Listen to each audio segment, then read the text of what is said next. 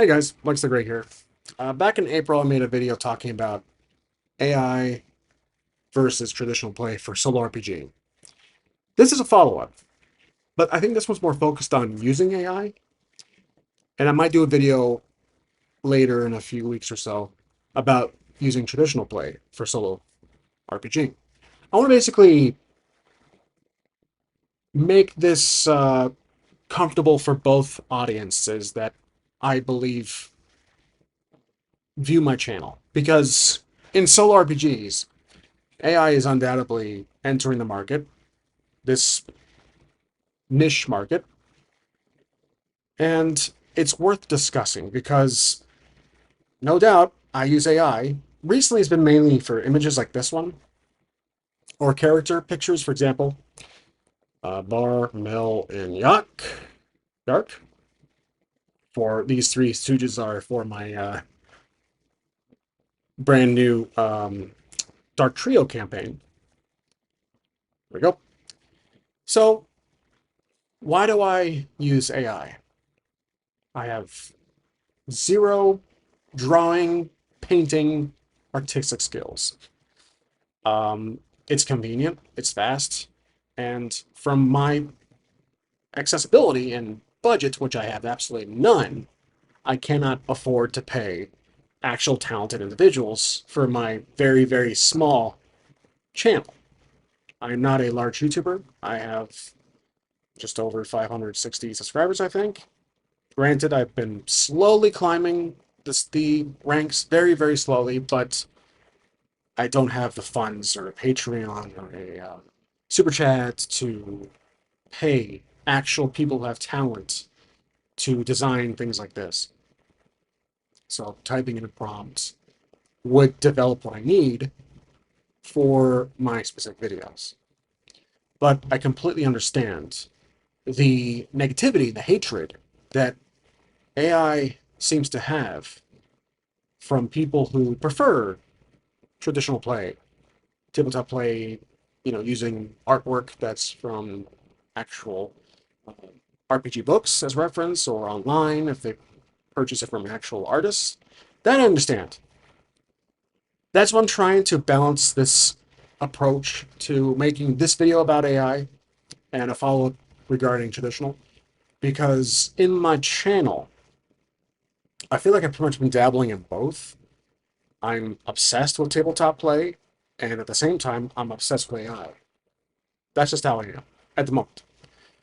So I hope this video can connect to people who use AI, whether it's on a regular basis or bi-weekly, but whenever you use AI, but more focused on solo RPG. I'm not here to talk about the benefits of AI. What will happen in 5 years? This is not an AI review channel. I'm not here to criticize it. I'm here to basically talk about how I use it in my channel.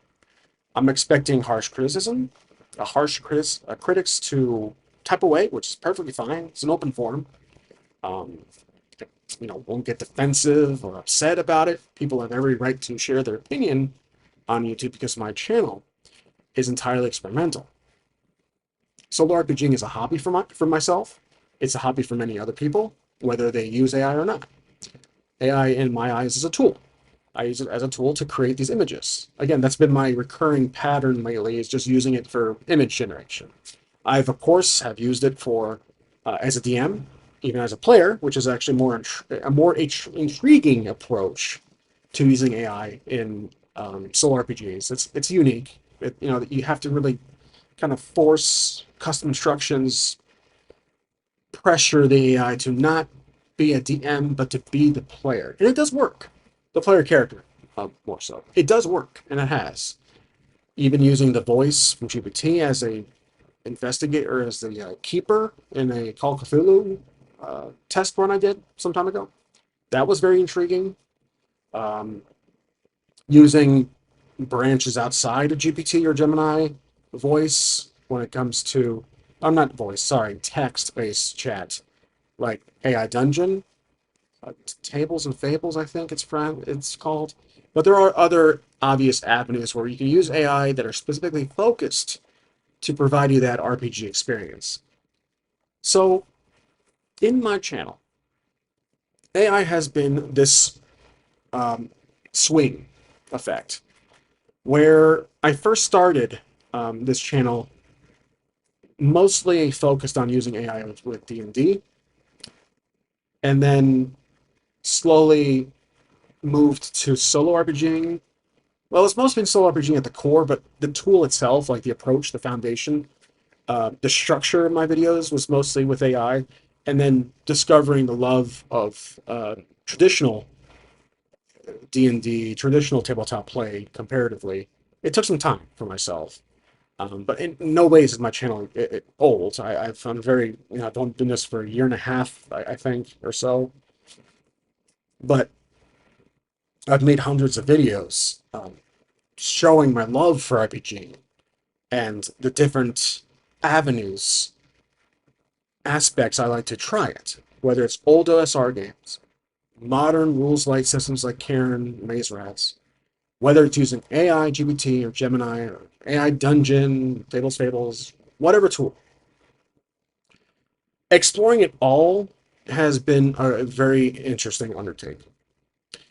And when to use it is the biggest question. That's the $1 million question, because it doesn't exactly have to do with expectations. It has to do with when it feels right. So I've seen a handful of YouTubers, a various degree of subscriber count, use AI as experiment just for fun, or, you know, broadly serious. It's always very intriguing to see. But most of the time it's in chat form. Using it in voice, as GPT's voice gets more and more and more advanced, especially tied to instructions, which is the real like want that I'm waiting for. Basically, if you use GPT, here's a moment where you're familiar. Using folders, the project folders in GPT's interface on the website to give instructions for voice when they allow voice to be tied to the instructions in that folder, not through your general account. Because when you use voice, as it stands now, it has access to your memories and the instructions in your general account, all your chats. But the RPG, or I should say the project folders, if you can have a memory instructions and memory tied to the isolated voice experience, then you have a real dungeon master at your disposal. That's the real advantage of AI when you don't have access to group play, or your friends are not available at the very moment. That's why I mentioned earlier it's really has to do with timing. So if you prefer group play and you also dabble in solo play, that's great. You do what you want to do. For my case, it's been a daily experience to make these videos. When I try to, at least. I try to make these videos on a daily basis. Sometimes a few days out, depends on the job. But AI has been a very good standby tool for me. When I need to make an image, log right in, type in character details, make a portrait PNG transparent, because the new update they did with the built-in image gen is mind-blowing, because this was made of DALL-E, which was it was an accessible tool, but now I think GPT's internal feature, the image generation is built into it, like it's native to itself. It doesn't have to call a tool. I don't know the whole science to it, but basically that's the recent big upgrade, image gen, I think it's called. So this was DALL-E, which was still incredibly impressive. I mean, it does a great job with scenery and character and faces, but now it's incredibly detailed in text. So typography, it's massive improvement. Now, what I hope to do is evolve on it, but not all the time. Like I was saying, I'm making videos on mostly a handful of times a week, but I found the love that the fun and the love with just traditional play, just kind of on the table, imagination, oracles, etc. I haven't done much AI recently besides the images, like real deep dive AI DM. I think that's really as far as I go with DM, or whether it's voice or chat. But like a full campaign, which I have tried, and it did work out in the Exeter campaign. I think I did like 10 episodes. I don't recall. It was month or two ago. But like to have it go for like seasons, that would be a complete undertaking. That would be huge. But I think in my opinion, the next time I really want to use AI as a dungeon master is when it's in voice mode, using instructions. Now, the GPT Mac app can tie itself to a note, a document, and even edit it in chat mode, but in voice. It can see the text document, and that can be your instructions. That's another loophole, not really a loophole, an alternative compared to just waiting for OpenAI to, hey, we're going to release the feature right now. Voice is tied to a specific folder within your account instead of just a whole entire account. Hope it makes sense. So, as it is now, as it stands, I will use AI for image generation. That's pretty much it at the moment. If I ever use AI beyond that, because the expectation is I use it for images, and I usually state that in my videos if I don't forget. I usually say I made this with GPT, or I kind of make a joke about it. If I make a video that has AI moving forward, I made a post about this on my YouTube. I will have a quotation, a reference in the title with AI. I believe I made a comment about that. But anyways, I will make a reference to when I'm using AI. This is to basically let people know who are not friendly with AI, who don't prefer to watch content with AI, to avoid it. That way they don't get I don't waste their time. That's really it. I don't want to waste their time. I want them to click on videos that is breaded for them. That's how I want my channel to stand as the structure. So if there's an AI video, it will say with AI, so W-AI in parentheses. That way the YouTuber, my viewers are like, okay, this video is AI, skip, next TikTok, basically. Something like that. If I have a video with AI, I will do that. And then people who don't mind AI or like AI in any context, whether it's RPGs or anything else, they see my video with AI, like, oh, this guy uses AI. I'm take a look. So, but the problem is, even with that tactic, it can still draw in people who don't like it, and it doesn't bother me. I just want to make it convenient for people who are just visiting my channel. Now, for my very core subscribers, for people who recently subscribed, welcome, and thank you for watching continuously. But for people who are newcomers to my channel, as I continue to very, very slowly grow and buy things like this arch here, this camera rig that you can see the shadow here, it's always above my table here. That's how I use my angles to show you my table, and the camera is mounted to it. It has the screw threads for tripods, etc. As I save up for things like that, because this was not cheap, um, my channel will grow, and hopefully the visual aesthetic will grow. My ultimate dream is to have a studio with a huge tabletop view, lighting, multi-camera production, a switcher, like a Roland, and a main computer hub too that controls everything. But also use AI as, again, a tool. Just imagine it now. 1 year from now, maybe a half a year from now, if I have that studio, that might require Patreon, who the heck knows. I would have the table. My background would not just rely on this AI, background removal to a Mac that's native, but you would actually see my collection of RPG books, figures, dice, etc. My organization, collections of pawns, etc.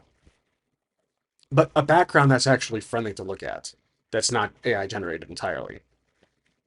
So that I'm actually at the table standing, having fun on camera doing, these battles or like those death matches I do with Savage Worlds, while AI in some other videos can be part of that experience. So I'm just sitting there, or I have a table and AI is a player. That would be cool. That's what I think. For me, the real excitement, it can be the voice mode, but it's the player. It's the real experiment that I think not enough people do. I've seen it in forums, I've seen on Reddit where people have tried that, where ChatGPT, Gemini, whatever you use, Anthropic, Claude, Grok, you use as a player character, and you're the dungeon master. I've done it before. I've done it a handful of times in chat mode. It's really interesting to see how the AI handles it. It holds it in, doesn't want to become the dungeon master. You have to instruct it, remain as the player. The user is the dungeon master. And it does work. I've had multiple instructions in different formats to really dig that, hammer that down to make sure it doesn't turn into a dungeon master. At times it does. Because I think it's more used to, based on other chats and millions of other people, to be the dungeon master. Because it's the simplest approach. It's like, I'm an AI, I can be the dungeon master for the user. I can be helpful, I'm the assistant. But as the player, it's like, WTF? What's going on? So it can work. But just picturing it with voice mode, that's real. I think huge experience. Because I could be the dungeon master. This could help build my experience of trying to become not the forever DM, but like just to be a dungeon master go to for my for my small group of friends, GM Ryan and Ian, who was another much earlier episode videos with the very short lived Bastard Company. But yeah, my small group of friends outside this channel where we actually play D&D in person. So, and they are also intrigued by AI. We're all basically the same generation of age. So we all grew up with computers back in the 90s and 2000s, technology. Phone call, 1 second. Sorry, had a phone call. Work sometimes calls outside of my actual work hours. But anyways, like I was saying, imagining the circumstances that are having the dream of a studio, whether it's as small as my, apartment with a large table in the middle that can be used for tabletop games, and having a figure be the AI player, and I'm the dungeon master.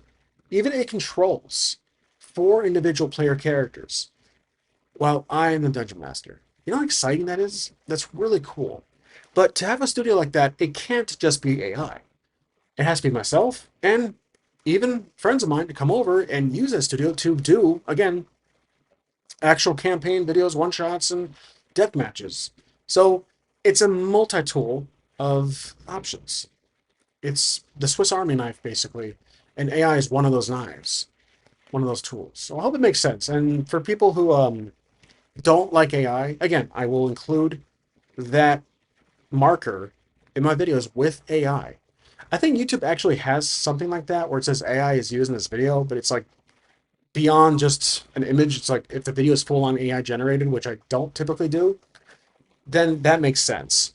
But with mine, it's just an extra safeguard for people who are trying to avoid those videos, and that's completely understandable. So I'm trying to be in the middle here. I don't want to be favoring AI or just favoring traditional play. I'm in that generational, that generation where AI is just, we're beyond the younger generation who are growing up with AI, like part of their teens and 20s. So, I grew up in the 90s and 2000s, so it's like, original Nintendo, N64, PlayStation, Game Boy Advance. Like we're accustomed to that. So at my age now, AI at the past 4 years, 3 4 years, experiencing it.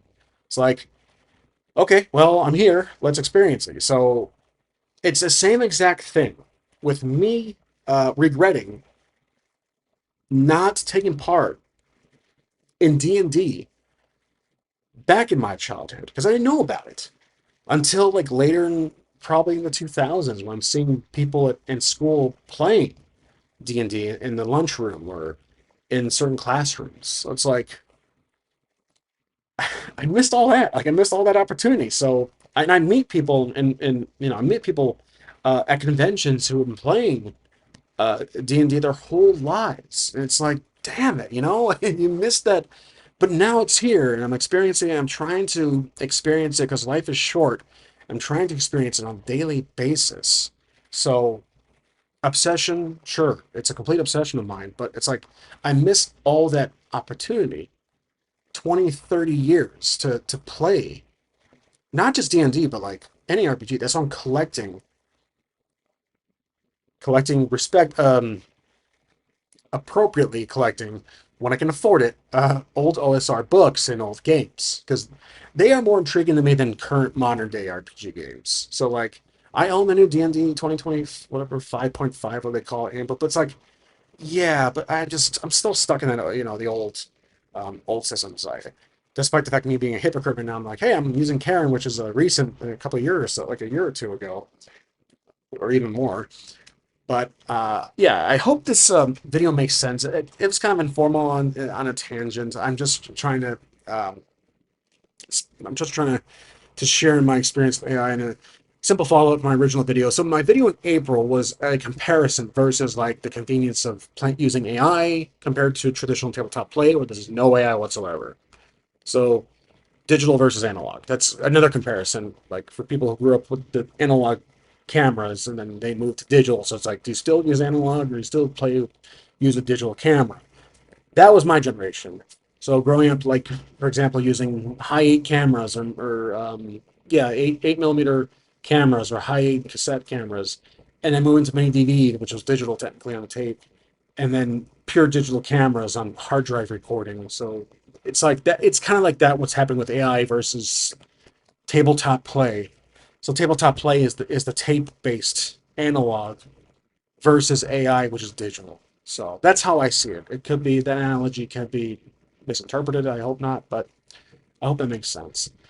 So if I don't forget, I will make a video following up just traditional play. Why I like it, why I like to read through old OSR books, why I collect them, and why I still prefer to roll dice in person compared to digital dice.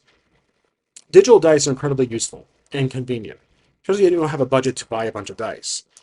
But for me, I just prefer rolling the dice. This is one thing that transcends whether it's digital AI or traditional play. I still prefer to use dice. And I'm a hypocrite here because in my earlier videos, much earlier in the channel, I used digital dice I used, clarification, digital dice quite often. So it's experiencing it, getting to know old OSR games and watching older videos of people playing D&D on tabletop that inspired me to just use dice in person. That's just the beauty of rolling the dice itself, the feeling of the polyhedral and rolling it. So that's one thing I believe I will never get rid of is the actual dice in person. So when I go to conventions, I bring my own dice. Every player, every DM or every player probably does anyway. So it's really interesting just to see the difference. That's another thing I want to talk about in the next video is dice. It's like, what is your favorite kind of dice? Is it colored dice, certain patterns, certain themes, dice that's appropriate for certain games because they have markers on it? For example, this D6 dice is from the Cowboy Bebop RPG. So this is themed dice. It's custom-ish, but it's made for a game. So that's the, obviously, dice I'm talking about. And if you prefer like to use colors for markers, depending on the character perspective, I use blue dice for good characters, usually player characters, and I use red dice for enemies, for the adversaries or NPCs, or even rolling within my own. I did this in the last video. I use red to represent another character, and blue for main character or etc. So that's really it. Real tangent there, but I hope it all makes sense. And I hope I'm really sharing my experience and love I have for solo RPGs, and I hope you guys do too in the comments below. As always, thank you for watching, and I'll see you in the next one.